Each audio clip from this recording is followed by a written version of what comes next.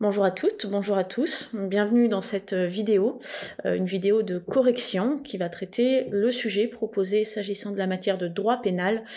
au concours d'inspecteur de la DGCCRF en 2023. Je suis Anna Francoville, enseignante en droit pénal et procédure pénale au sein de la prépa ISP et je me propose donc de vous expliciter quelques éléments, quelques pistes de réflexion qui auraient pu être abordées dans le cadre de ces deux sujets. Alors, le premier sujet qui était proposé dans le cadre de cette épreuve s'intitulait « Le principe de territorialité de la loi pénale à l'épreuve des pratiques des opérateurs basés à l'étranger ». Bon, un sujet, un intitulé qui peut être un peu effrayant peut-être, parce que bon, on nous parle des pratiques des opérateurs basés à l'étranger, c'est une épreuve de droit pénal, c'est pas une épreuve de droit de la consommation, non plus de droit international, donc on peut se questionner. En réalité, je crois qu'il fallait prendre le temps de l'analyse du sujet, prendre le temps de la réflexion, quelques minutes, pour très rapidement voir qu'en réalité, ce sujet n'était pas compliqué, malgré l'intitulé peut-être un peu alambiqué. C'était un sujet de droit pénal général, tout ce qu'il y a de plus basique, qui invite le candidat à réfléchir sur les questions d'application de la loi pénale dans l'espace, de la loi pénale française dans l'espace, tout simplement.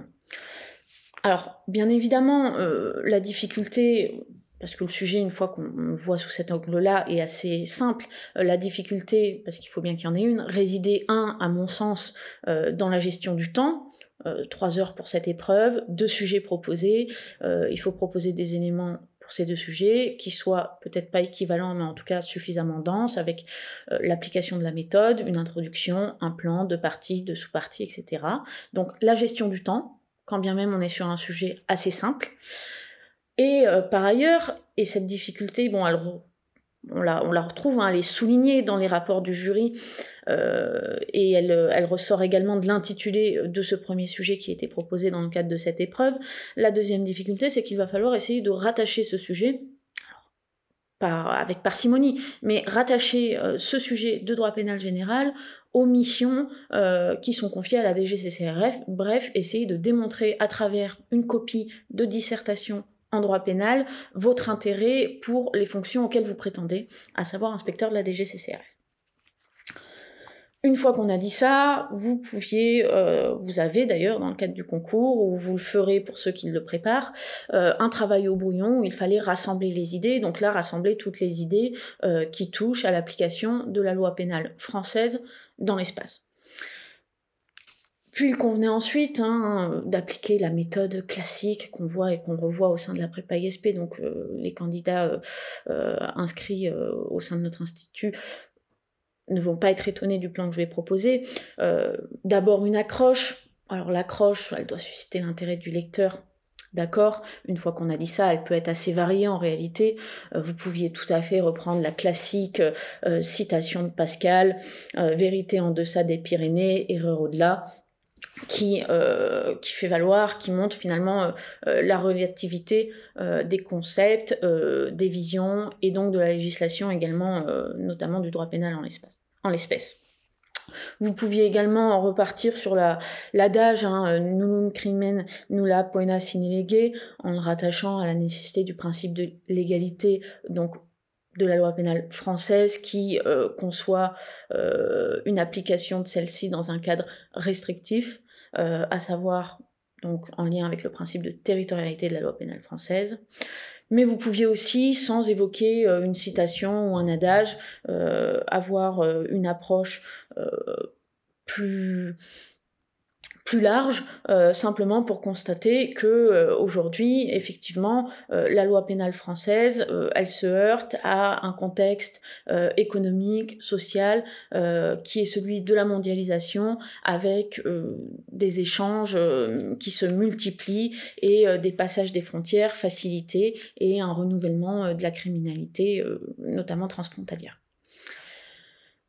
Bon, après, il fallait évidemment prendre le temps des définitions, avec la définition du principe de territorialité de la loi pénale française. Il fallait évidemment viser l'article 113-2 du Code pénal, qui énonce que la loi pénale française est applicable aux infractions commises sur le territoire de la République, et l'infraction est réputée commise sur le territoire de la République dès lors qu'un de ces faits constitutifs a eu lieu sur le territoire. Bon, voilà, pour ensuite prendre le temps peut-être de quelques mots d'explication et de dire qu'évidemment le droit pénal, en ce qu'il est l'impérium, en ce qu'il est la violence légitime de l'État, c'est une manifestation, la manifestation première du principe de souveraineté. Bon, voilà, ce qui explique aussi qu'on ne peut punir que sur son territoire et pas chez autrui, et ce qui explique aussi réciproquement qu'on se doit, en tant qu'État souverain, de respecter un État tiers également souverain, et partant, finalement, on a ce cadre qui s'impose de l'application de la loi pénale française en tant que manifestation de la souveraineté. C'est un domaine, donc, réservé à chaque État. Et donc ensuite, aborder le contexte actuel, pour dire que néanmoins, il y a un développement de la délinquance et de la criminalité, notamment au moyen d'outils numériques,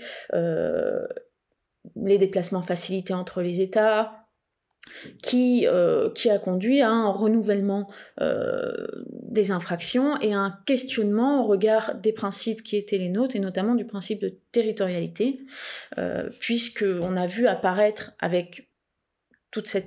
ces évolutions, on a vu apparaître un risque finalement d'impunité. C'est-à-dire que si il suffit, pour échapper à l'application de la loi pénale française, de se positionner sur un autre État étranger, il y a évidemment un risque, un danger pour la protection de l'ordre public. Et on peut, notamment en ce sens, en pensant aux missions de la DGCCRF, on peut penser, par exemple,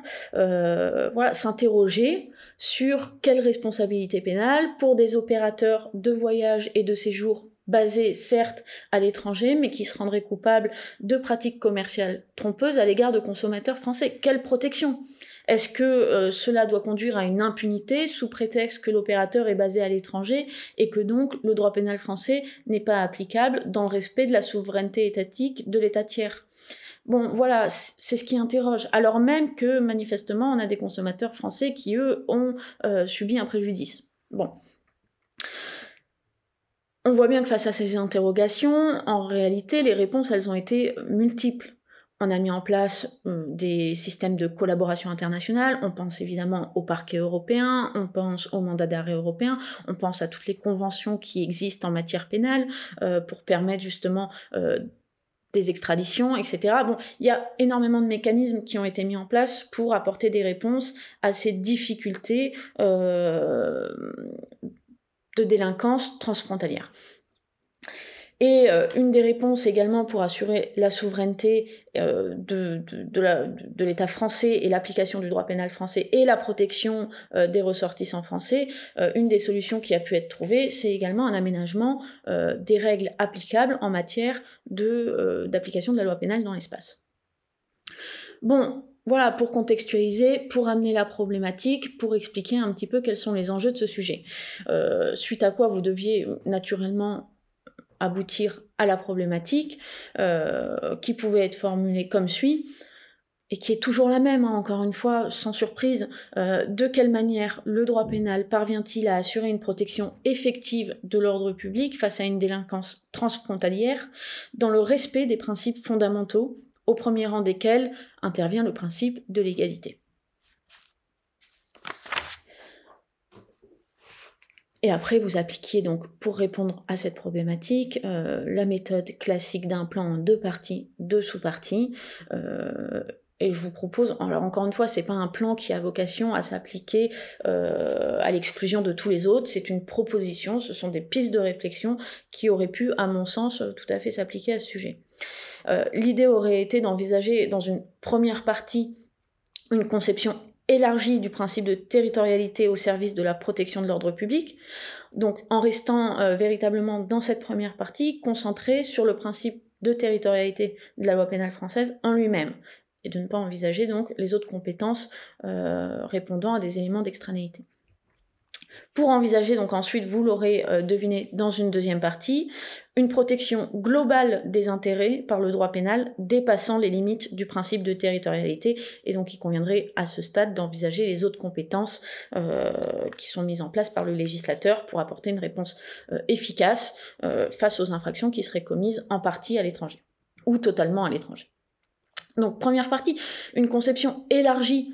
du principe de territorialité au service de la protection de l'ordre public. Donc deux sous-parties. Dans une première sous-partie, il aurait été possible, à mon sens, d'envisager la définition traditionnelle du territoire français garante de la souveraineté de la loi pénale française. Donc là, l'idée, assez rapidement, parce que le but de cette vidéo, c'est pas de rentrer dans les détails, mais l'idée de cette première partie, c'était de revenir sur les bases de l'application de la loi pénale française dans l'espace, à savoir sur son propre territoire, avec donc ce principe de territorialité qui fait évidemment écho au principe de souveraineté, et de revenir sur ses contours. Donc qu'est-ce que c'est que le territoire français, la terre, au-dessus de la terre, les mers, dans les limites de la mer internationale, etc. Donc revenir là-dessus et dire qu'à cet égard, dès lors qu'une infraction est commise en partie ou totalement sur le territoire français tel que le législateur a envisagé ce territoire français, la loi pénale française est applicable, et à cet égard, peu importe que l'opérateur soit basé à l'étranger. Si une partie de l'infraction est commise si l'infraction est commise sur le territoire français, l'opérateur peut tout à fait résider à l'étranger. Ce n'est absolument pas une limite à l'application de la loi pénale française, conformément au principe de territorialité. Donc dire que là, à ce stade, en réalité, il n'y a pas de problématique qui se pose, et la loi pénale française est rédigée de telle sorte qu'elle assure une réponse pénale efficace aux opérateurs qui commettraient une infraction sur le territoire français, quand bien même ceux-ci résident à l'étranger.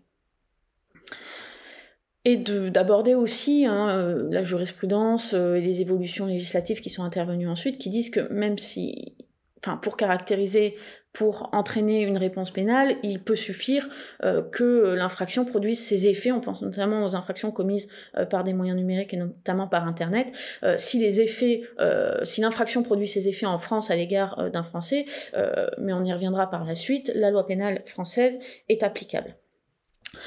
Et envisager dans une deuxième sous-partie les éléments d'extension du territoire français garant de l'efficacité répressive.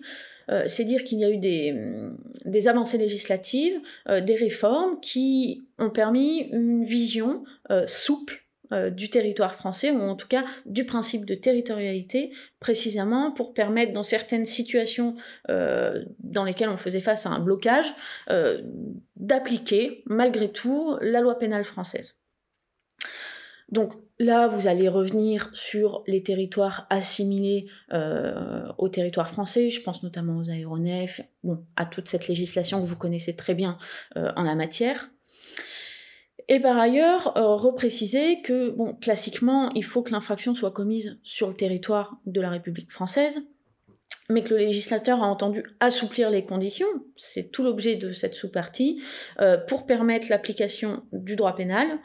dans les hypothèses où finalement l'infraction serait réputée, nous dit le législateur, réputée commise en France,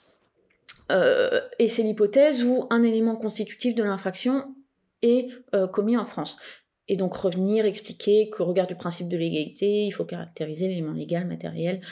et moral, et qu'il suffit qu'un de ces éléments, ou pareil si on est sur des infractions d'habitude, il suffit que l'infraction ait été en partie commise sur le territoire français pour qu'elle soit réputée commise en France, et dès lors que soit applicable la loi pénale française. Également envisager l'hypothèse de complicité qui a fait l'objet d'une extension de l'application, de l'approche du principe de territorialité, puisque si un acte de complicité est commis en France, ou inversement, si l'infraction principale est commise à l'étranger, mais qu'un acte de complicité est commis...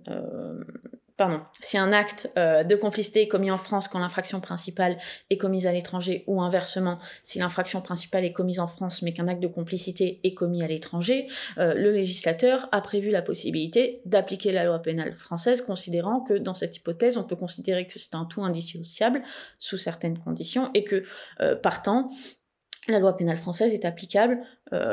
l'infraction étant alors réputée commise dans son entièreté sur le territoire français. C'est ce qui est sous-entendu. Donc voilà, tout ça pour dire qu'il y a une approche, une vision du principe de territorialité qui est souple, extensive et qui permet une application assez large finalement de la loi pénale française et donc d'apporter une réponse quand bien même une infraction serait commise par un opérateur basé à l'étranger. Sous réserve des conditions donc énoncées, et bien évidemment il aurait fallu rentrer plus dans le détail et c'est la connaissance du cours et l'approfondissement de celui-ci qui vous permet alors d'être précis, minutieux et de détailler les régimes applicables, le régime applicable au principe de territorialité. Et ensuite envisager donc dans une deuxième partie peut-être une protection globale des intérêts par le droit pénal dépassant les limites du principe de territorialité. Alors pourquoi une protection globale des intérêts? Car en réalité dans cette partie il était possible d'envisager deux sortes d'intérêts qui étaient protégés par les aménagements prévus par le législateur en la matière. D'une part, et ce sera l'objet de la première sous-partie, les intérêts privés, avec notamment la compétence personnelle passive, mais également les intérêts plus larges, les intérêts publics,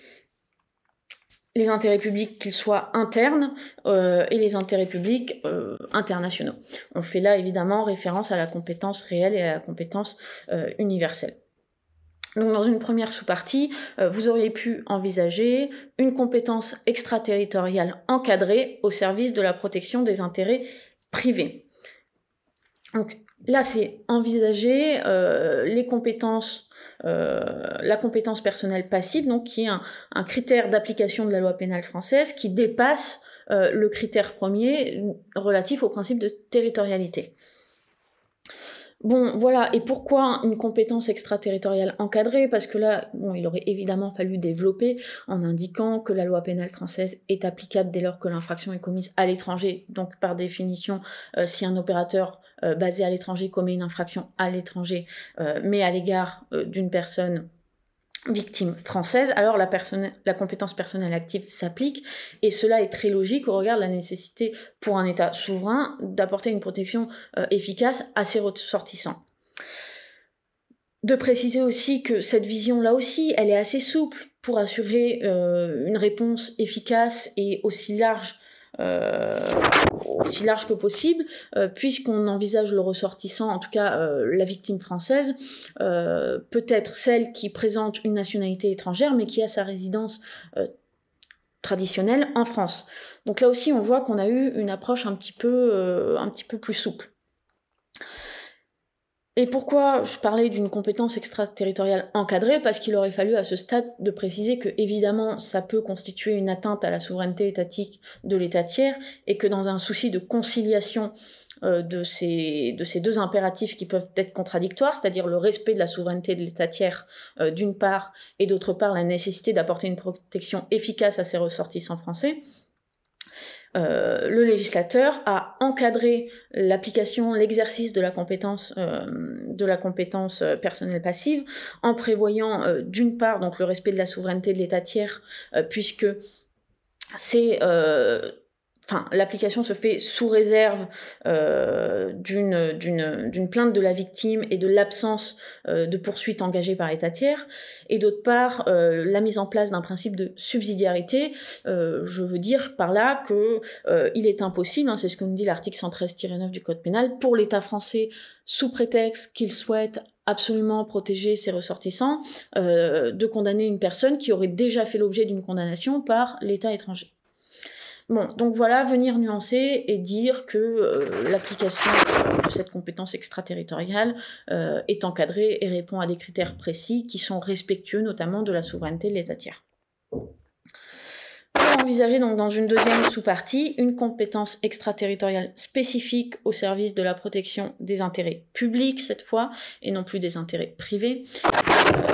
Pourquoi les intérêts privés? Parce qu'on était dans l'hypothèse de protéger donc un individu, vous l'avez compris, la victime française. Et là, les intérêts publics, on fait notamment référence, ça aurait pu être vos deux paragraphes dans cette sous-partie, à la compétence réelle qui va venir protéger les intérêts fondamentaux de la nation, par exemple en matière de monnaie, de contrefaçon de monnaie,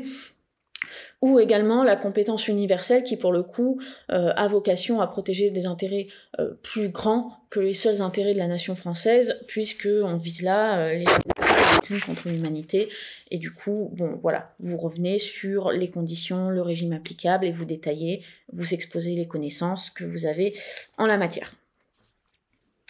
Voilà pour ce premier sujet qui, du coup, ne me semblait pas si compliqué que ça. Encore une fois, c'est un sujet assez basique, qu'on a normalement assez largement vu, que ce soit à l'université de droit ou dans le cadre de ces révisions du concours d'inspecteur de la DGCCRF, s'agissant de la matière pénale. Donc, sans surprise, si ce n'est cette difficulté de faire un petit peu des liens avec des hypothèses, des exemples se rattachant aux missions de la DGCCRF. S'agissant du deuxième sujet, qui s'intitule « Transaction pénale, unique mesure alternative aux poursuites », c'était un sujet, là aussi, peut-être assez simple en réalité. Bon, on a tous connaissance des alternatives aux poursuites, la transaction pénale, on voit assez bien ce que c'est. C'est un sujet, par ailleurs, d'actualité, on le verra notamment avec la CJIP. Donc, voilà, beaucoup de choses à dire, des liens à faire évidemment là encore avec les missions de la DGCCRF, et une difficulté peut-être en cela que c'est un sujet évidemment plus restreint que le premier sujet, il y a moins à dire, et donc il fallait adapter la gestion du temps de l'épreuve et adapter également la densité des éléments de réponse. Ça, c'est une évidence. Donc pour ce deuxième sujet, il fallait prendre le temps de l'analyse du sens littéral du sujet, à savoir transaction pénale,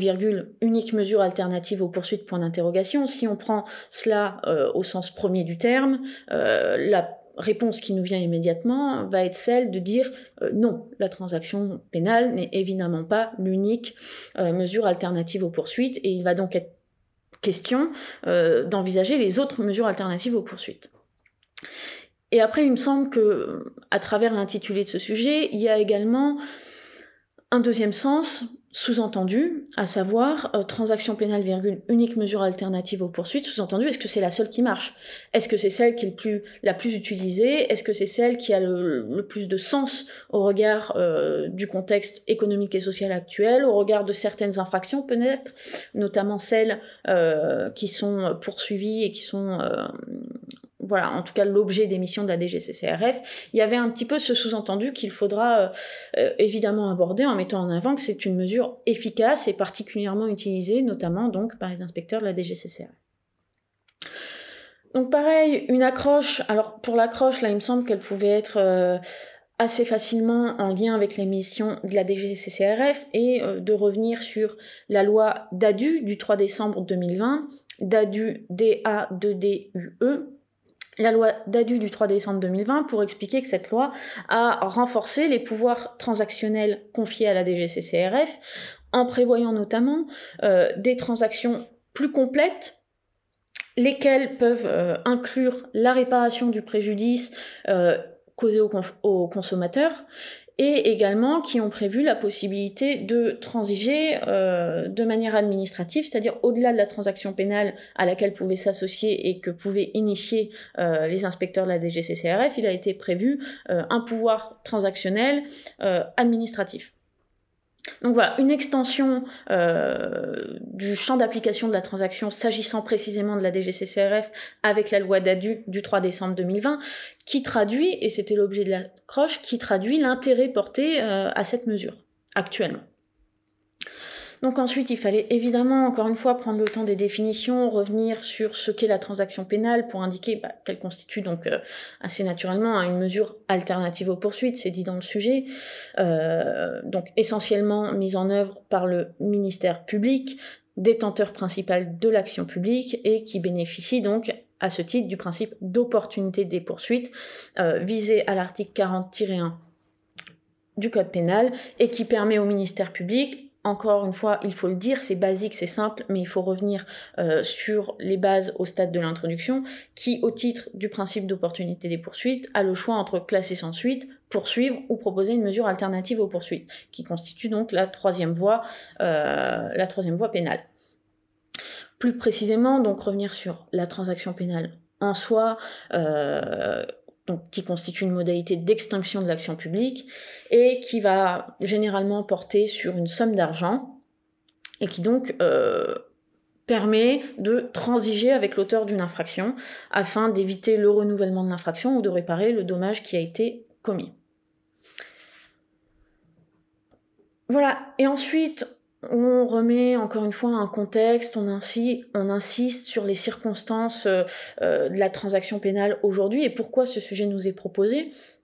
en indiquant que, bon, initialement, la transaction pénale, elle a été prévue pour des délits spécifiques, on pense notamment aux infractions fiscales ou aux infractions douanières, il y avait un champ d'application qui était particulièrement restreint, et au fil des années, on a vu le domaine d'application de la transaction pénale s'élargir de manière assez manifeste. Voilà. De sorte qu'aujourd'hui, elle s'applique à de nombreuses infractions de droit commun, et de sorte qu'elle peut être initiée et appliquée par différents acteurs administratifs, dont la DGCCRF. Donc pour ensuite aboutir à une problématique, encore une fois, qui est toujours la même, qui renvoie à la même problématique générale qu'après on adapte à chacun des sujets, mais cette même problématique sur laquelle on insiste tout au long des cours et qui vous amène à poser cette question sur ce sujet. Si les alternatives aux poursuites permettent d'apporter une réponse à la commission d'une infraction, tout en gérant le flux des affaires pénales afin d'éviter l'engorgement des tribunaux, celles-ci sont-elles satisfaisantes au regard des intérêts protégés, notamment s'agissant de la transaction pénale? Et là, à mon sens, vous pouviez organiser vos propos en 2 parties, sans que ne soient abordées des sous-parties, puisque le sujet ne s'y prestait pas nécessairement, contrairement au premier sujet qui était plus vaste. Et donc répondre à cette question en deux réponses, enfin en 2 parties, pardon. Première partie, la multiplication des mesures alternatives aux poursuites. Donc c'est la réponse à la question dans son sens littéral, qui va être assez succincte en réalité, mais l'idée ça va être de dire que non, la transaction pénale n'est pas la seule mesure alternative aux poursuites, et qu'en réalité les alternatives aux poursuites, elles se sont particulièrement développées et multipliées. Donc, revenir sur la naissance des alternatives aux poursuites, vous savez qu'en avant 1999, le ministère public n'avait que 2 possibilités, soit classer sans suite, soit engager des poursuites devant une juridiction de jugement. Et qu'avec la loi du 23 juin 1999, on a créé les premières alternatives aux poursuites pénales, et que celles-ci se sont très largement développées, de sorte qu'aujourd'hui on a tout type de mesures alternatives aux poursuites. Alors là, l'idée ensuite, c'est pas de faire un inventaire à la préfère, un peu rébarbatif, parce que ça n'a pas beaucoup d'intérêt. Ce qu'on vous demande, c'est d'apporter une réflexion, d'avoir une vision un petit peu en prenant de la hauteur. Donc plutôt que de faire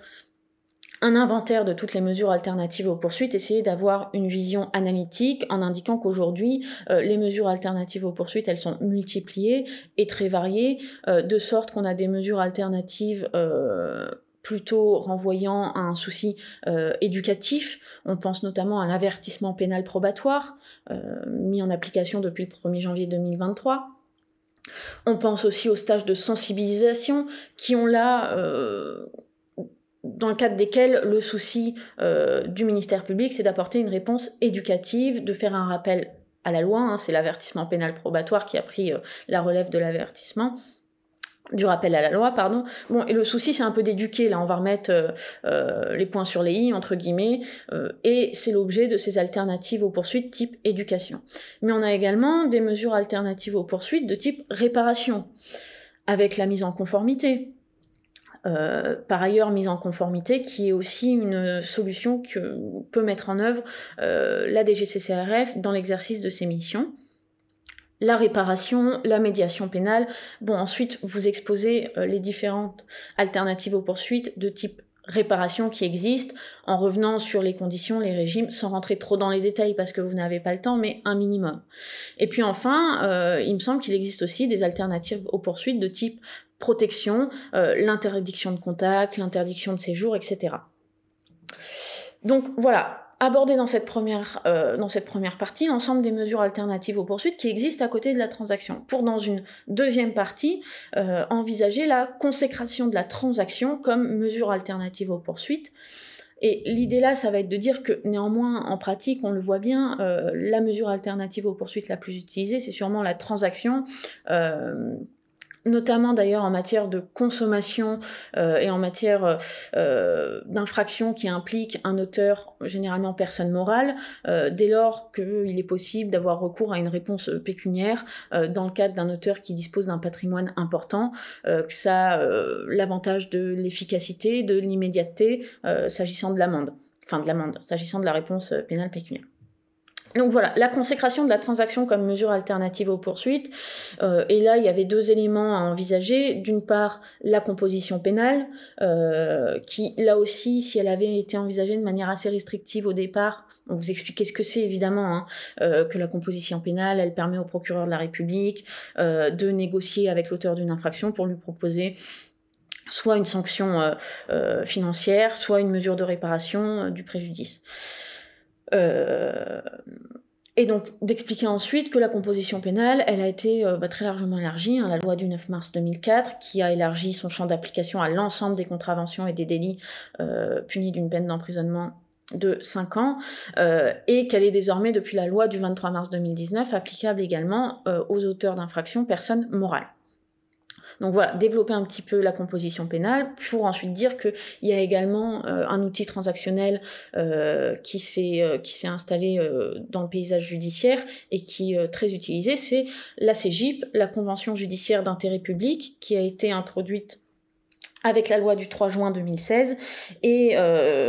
donc ensuite de revenir sur son champ d'application et sur ses modalités de mise en œuvre, puisque la CJIP ne s'applique que pour certaines infractions, les infractions d'atteinte à la probité ou les infractions à l'environnement, et qu'elle permet donc de solliciter le versement d'une amende d'intérêt public au trésor public, avec des montants souvent assez importants, Bon, il y a énormément d'exemples à mobiliser.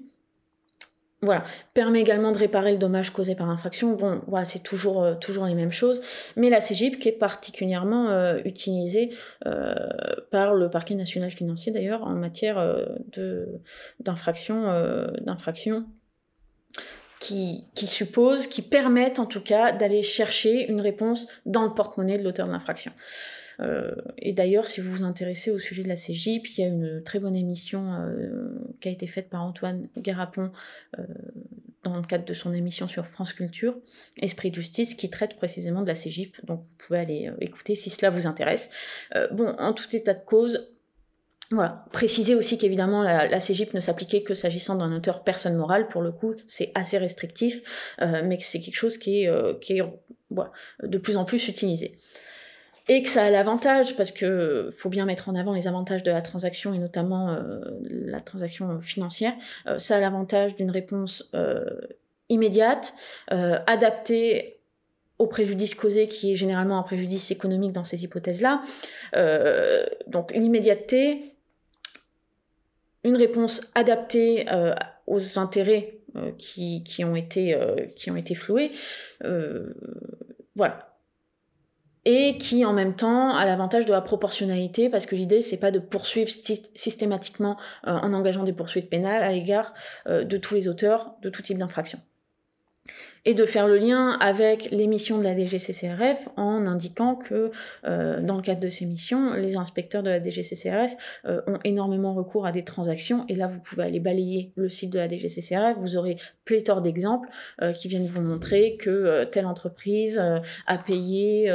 un montant de 200 000 euros, enfin 200 000 euros c'est peut-être un peu trop, mais voilà, a payé un montant X ou Y, sur initiative d'une procédure des inspecteurs de la DGCCRF, puisqu'ils avaient été poursuivis pour des pratiques anticoncurrentielles, des pratiques commerciales trompeuses, etc. C'est un outil qui est énormément utilisé. Voilà très rapidement pour les éléments qui pouvaient être évoqués dans le cadre de ces deux sujets. J'espère que ça a pu un petit peu vous aider, vous aiguiller. En tout état de cause, il ne faut pas prendre peur face aux intitulés, puisque vous avez pu voir qu'en réalité ça fait écho à des connaissances assez générales. Je vous souhaite bon courage pour la suite, bonne révision pour ceux qui sont en train de préparer le concours, et puis à bientôt.